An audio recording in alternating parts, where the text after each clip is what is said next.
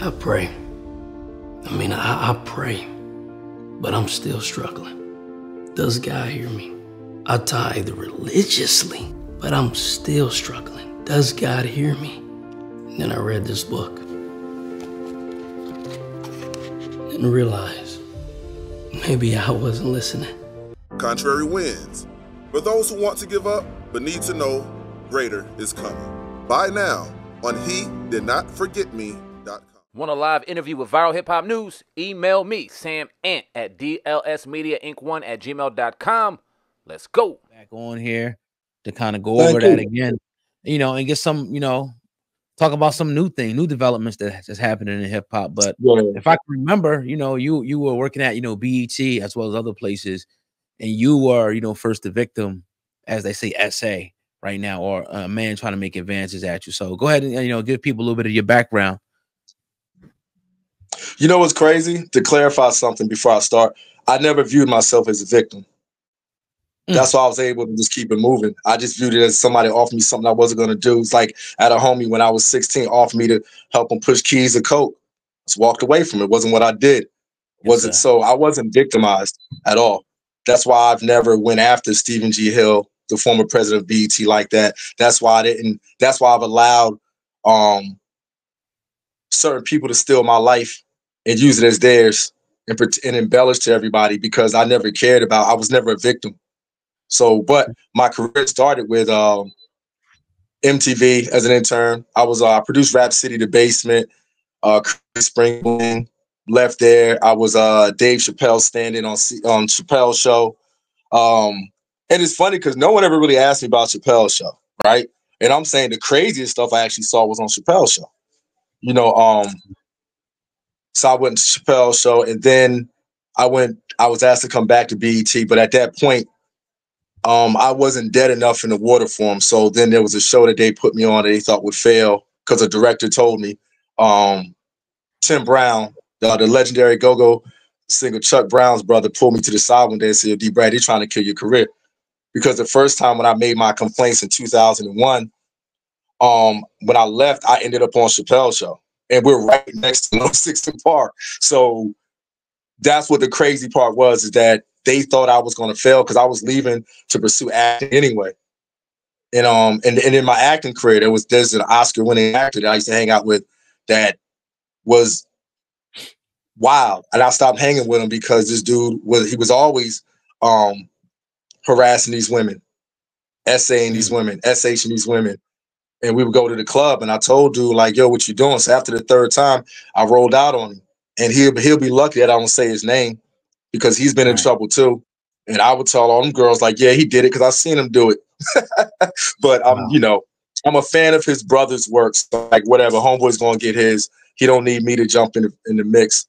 But yes, it wasn't just the urban environment that I saw. A lot of it, on Chappelle's show, the director of photography, on his show, I was Dave Standen, so I worked with Dave all the time. I would actually do all his skits before him because he didn't like to rehearse. And they would call him, the assistant director's name is Chris, and he would call them the D. Brad rehearsals, because I was a huge Martin Lawrence fan. He was like my Richard Pryor. So I would kind of emulate Martin, not doing the goofy eyes and all that, but just the comedic timing.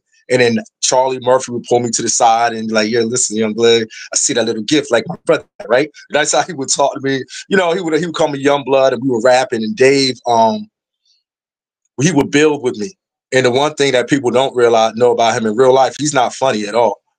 Charlie was funny in regular life, and Donnell Rollins was funny, but Dave wasn't a funny guy at all. He saved all he did for the stage. So he would tell me what was going on, and I would hear it, because in my position, it would be the exec on one side and the director, Bob Cath Goldways, on the other side. So I would hear how they talked about Dave like he was a little puppy all the time. So that's why I knew. So and then Dave and I developed a rapport, because he reached a point where he was frustrated because everyone would laugh at everything that he did. And I believe it, because when I would go on stage, the same execs would laugh at me, and they would wonder, like, are you a comedian? I'm like, no, I'm an actor. I act. And then so one day I overheard Dave talking about how everything, he didn't tell what was funny. And we didn't know each other at the time. We never really spoke. He would just kind of come and watch himself you know, watch a replay of what he did. My job was to press pause and play. And that's all I did. So he would watch himself. And then one day I overheard the execs dissing him because they was calling him a baby and saying he started to be difficult and, you know, he doesn't understand, you know, how much money's involved. And all he kept talking, money, money, money, money, money, money, money, money, money. That's all he talked about. Now forget Moral Brew Productions. That's the name of the production company that did Chappelle's show as they were going then with Comedy Central. So all he talked about was money. So one day I called Dave over and I said, listen, I don't know you. I said, but I heard what you were talking about. And I said, listen, bro, I can be a hater. I said, I can look at someone not laugh in an instant. So 3/4 of the first season, if we were on a set, so I told Dave, I said, look, when you do something for comedic, to get a reaction comedically, I said, if you look back here and I'm laughing, it was cool. I said, but if you look back here and I'm like this, you know that was it. That was funny. So the rest of the season on the set, Dave would do his stick and then glance at me. And if I'm laughing, he said, yo, let's do that again. If I wasn't laughing, he'd be like, let's keep it. So he used to school me all the time. And he told me that he was leaving. He just didn't say I'm leaving. But once he left, I said, oh, because it was a pointed conversation where he pointed me physically in my chest and was telling me about not selling yourself short. He was telling me about not just accepting anything, and even if you got to walk away. But in my mind, I'm saying, Dave, little do you know, I've done that. Because I was homeless on Chappelle's show. They never knew it, but I was like, you did 16-hour days, like 6 months straight. You get breakfast, lunch, and dinner on the set. So I would kind of crash at my homegirl's crib for 3-4 hours, jump back up. That's why I was always the first one on set. And they thought it was because I was hungry. It was like, nah, dog, I'm homeless. But I never told any of them that. And then by the time I finished Chappelle's show, I earned enough money to get my own spot. And then Dave came and told me that he wanted to put me in more skits because his casting director told him that I was an actor and had seen me. But I left before then because I saw it coming. What was happening on Chappelle's show, I saw it coming. And I wasn't parts of it because I didn't have to be a part of it. So I'm on to another show. So he had a director of photography named Dan, award-winning DP. And he came to me 4 different times about sleeping with his wife. He had this really attractive Italian wife. And I had to tell him, I was like, yo, I'm not into white women, bro. And then on top, I said, and if I was, there can't be another dude in the room. So the final time he came at me was the rap party. And his wife was at the bar and she's coming on to me and he comes up and he goes, hey, man, I've been trying to tell you in different ways, but my wife is into you. And hey, why don't you come with us? And I said, bro, that's not what I do. That's not my thing. And I told him, I said, I'm going to tell you again, I'm not into Italian, like white women. I date sisters. So the stuff you hear about in the hip hop community, that's part of the culture of the entertainment industry. I worked on mainstream shows where I've had the hosts that were women would come at me a certain way. I remember being on Law and Order. The woman at the time was the early 2000s. She's blonde head. I forget her name. She should have been down and told me, like, I was auditioning for a small role. And for whatever reason, she took a liking to me. She was like, she said, you come and be with me. You'll get a way bigger role than what you auditioning for. My thing, the reason why I never messed around is because I grew up very Pan-African in the sisters. So I wasn't going to change because I got in the industry. So, you know, there was women execs at BET that I had been with. That's why I was able to do some of the things I did, because the moment I'll be told no, they would go, now let them do it.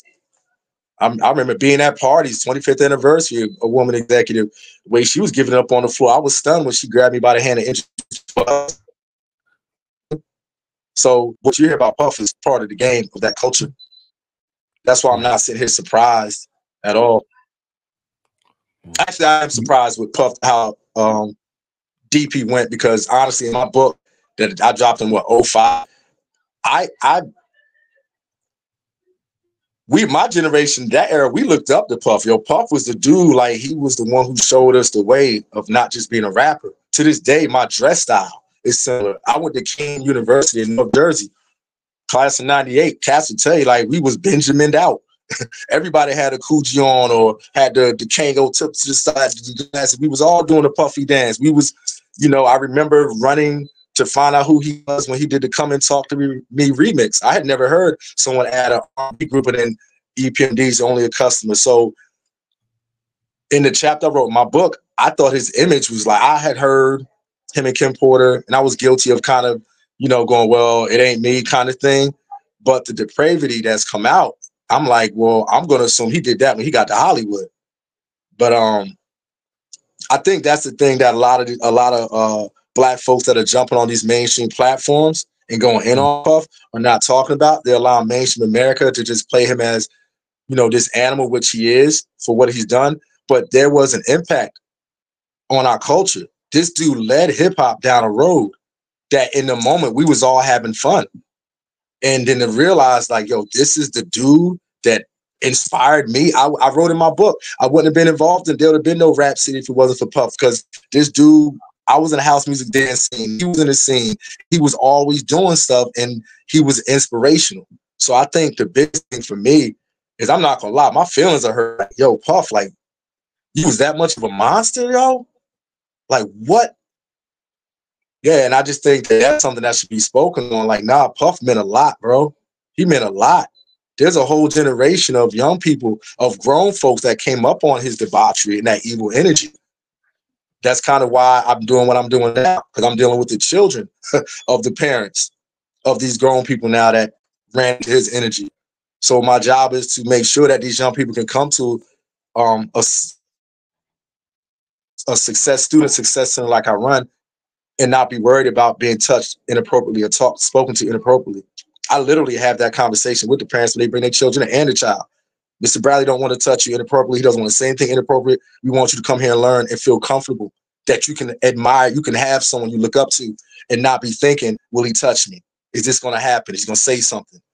So that's the reason why, spinning back to what the pre-convo we had about me not being around, is because I'm like, all right, I have a child. I released the book. I dropped the lectures because I was prescient enough to understand that that wasn't always going to, one day it was going to fall. And the irony is, my daughter's in high school now. She has the ability to hold the book and go to them lectures and say, yo, my pops was all up in the devil's mansion, but he didn't do nothing. And he wanted it. So I really did it for my daughter. And then if everyone else got information from her, that's cool. But yeah, it's interesting what's been going on. I know we was talking about my career, but we back here, so.